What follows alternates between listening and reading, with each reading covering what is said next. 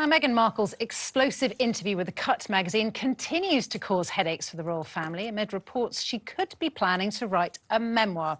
This comes after the Duchess of Sussex said she found her old diary while staying at Frogmore Cottage this summer, telling the American magazine, you go back and you open drawers and you're like, oh my gosh, this is what I was writing in my journal there. And here's all my socks from this time. So secrets among the socks. Talk about airing your dirty laundry. Boom, boom. Well, I mean, Paul, this... Are you surprised? To me, it doesn't sound very genuine. I mean, people who write diaries say that they are the most precious. You know, if there was a house fire, that's the thing that they would run into the house and say they're the most precious possessions. Yes. And not something you'd leave behind in a cottage that you've not lived in for a couple of years. And the other thing that struck me about this interview is she seemed to be inferring heavily hinting that she'd never signed any sort of non-disclosure agreement or secrets. I'm sure she didn't. And because she said a few times things like, you know, I'm allowed to say what I want. And I thought, those two things sound very much like laying the foundation Yes, for... try and stop her. Ta-da! You're bound to hear Meghan's truth eventually, but it's Meghan's truth. Always remember that. As the Queen so rightly said, our recollections may differ. Yes, but everybody's truth is everybody's truth, Afia. I mean, I know that you're probably most on this panel in Team Meghan, which we will respect because we can agree to disagree in a polite way. But it does sound like she's gearing up for stage 2 of a big reveal. Oh, absolutely. I mean, I would not be surprised if we could expect a book from her. I don't think it will be this year because Harry's book is out in November time. So I would not be surprised if there's a book from her probably this time next year. And also, you know, Michelle Obama's got a book out. I think Matthew Perry's got a book out. She doesn't want to compete with all these other names. She wants her title to do the best. So it's coming. It's in the works. It's probably written. Which other celebrity, high-profile person, has, in a sort of interview like that, used the expression, I haven't signed a non-disclosure agreement? Yeah, it's so weird. It's more than weird. It's all about the money. I don't trust a word she says. She spent time with lawyers. She put that in there very deliberately. It's just not natural. It's that She's for me. Hollywood celebrity. No, what Hollywood celebrity is no, natural? it's not. No one else uses that expression. It's a very legalistic expression. Most people who have never heard of it, don't use it, don't know what it means. I think I'm very, very suspicious. It's not coming yet. You're right, because Harry's second part to his memoir will only be released when his grandmother dies. Right. Oh gosh.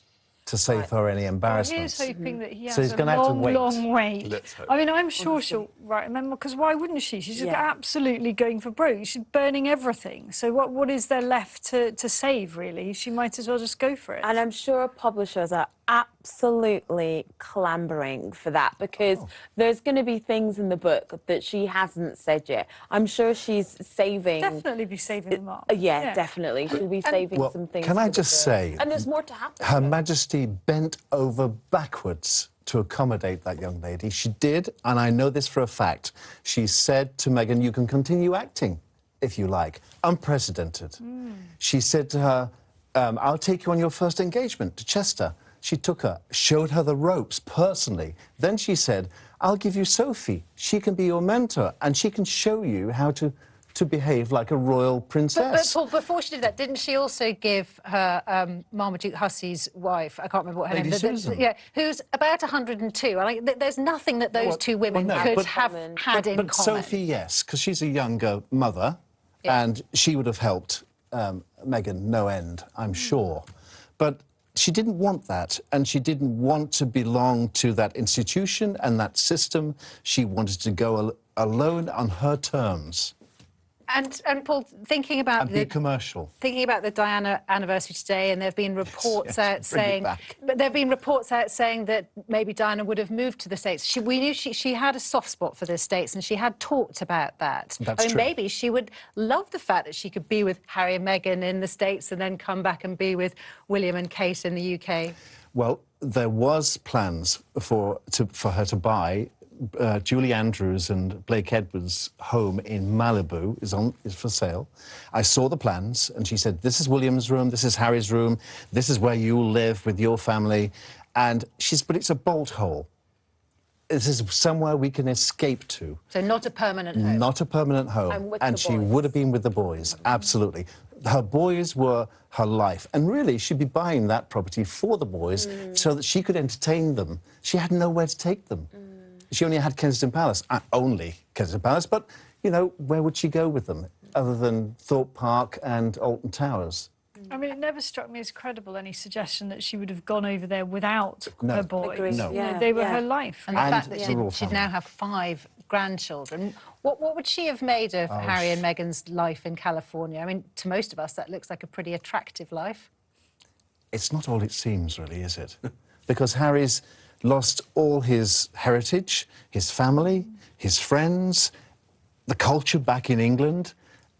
He's adopted an American lifestyle. And for a British prince growing up in a British world, in the royal family, that's a massive step. He's given up an awful lot. And how do you think this story ends? You know, where do you, if you were to cast forward, will we get Harry back? I want Harry back. I love Harry. He's a wonderful boy. I don't think he's going to come back by himself, really, because his life now is with Meghan and his Does the children. nation want him back now, given everything that's happened, or is it retrievable? I think he has turned his back on the nation to a certain degree. He's abandoned his duty to the country, something which Princess Diana would not have liked, because she brought those boys up to be respectful for the institution, which is the monarchy, and not to throw family members under the bus. I don't know how they're going to go forward without discrediting other members of the royal family. Now, watch this space. I think that Charles and Camilla are firmly in Harry's sights, because this is a woman who stepped into his mother's shoes before she died. But don't you think Harry, as a grown man, has made his decisions, he's made his bed, he's lying in it. Yes, you know, he is. whether it's for us to say he's done the wrong or right thing, you know, we have to give him his credit as a big old man out here. Like you said, he's Yep. a year older than his mother was when she died. He's 37 years old. He's made his bed. made his choice. He's He has to made lie his in bed. it. He should lie in it, you know? There's no credit in dishonouring the royal family and abandoning your duty.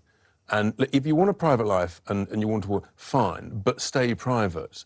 Don't then dish out the dirt and make a load of cash on the way through. I just think I think it becomes ever more just awful, actually.